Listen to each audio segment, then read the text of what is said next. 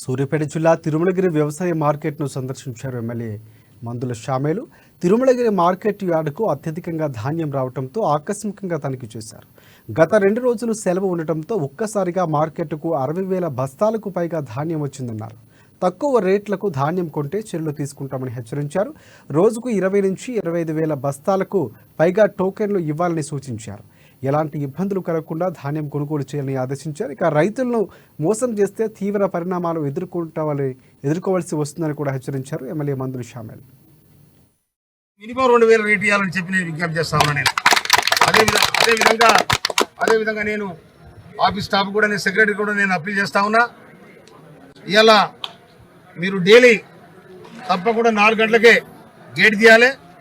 ఎందుకంటే ఇవాళ దాదాపు అక్కడ చివరితో కూడా మనుషులు తిరగలేని పరిస్థితుల్లో ట్రాక్టర్లు పెట్టడం ఇవాళ ఆ పరిస్థితి ఏర్పడింది. ఆ పరిస్థితి రావద్దని కూడా నేను సెక్రటరీ గారికి నేను ఆదేశాలు